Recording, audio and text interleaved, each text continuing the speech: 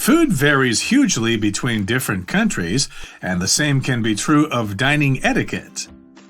In China, Japan, Korea, and Taiwan, people do not leave chopsticks sticking up in a bowl of rice, which is regarded as bad luck. Also, using chopsticks to point at someone is considered to be rude. Similarly, other places around the world have their own do's and don'ts and taboos about table manners. In some cultures, you must be careful about adding stuff to the dishes you are served. For instance, do not ask for salt and pepper in Portugal and Egypt, or extra cheese in Italy. Doing so may be seen as an insult to the chef's cooking skills. In Ireland, when you visit someone's house for dinner, take flowers or a bottle of wine instead of going empty-handed.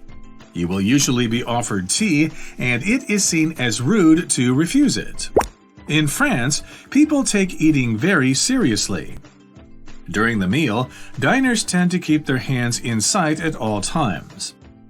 Some people say that in the past, this showed you weren't hiding a gun under the table. In reality, though, it's just good manners. Above all, you should take your time over a meal, which the chef put a lot of effort into. In addition, how you eat varies from place to place. In India and some Arab countries, forks and knives are generally not used for eating. Instead, people use their hands to eat solid food.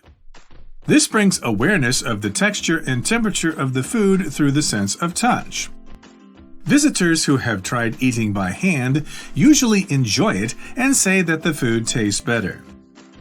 People in these countries only use the right hand.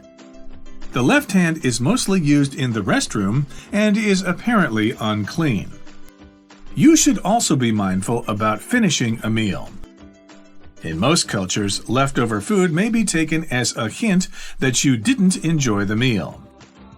However, in some countries, such as Russia, Cambodia, and the Philippines, an empty plate might make your host think you weren't fed enough.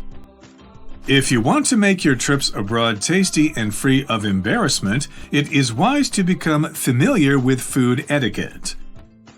With all the various local eating customs, it is easy for the careless visitor to make a mistake.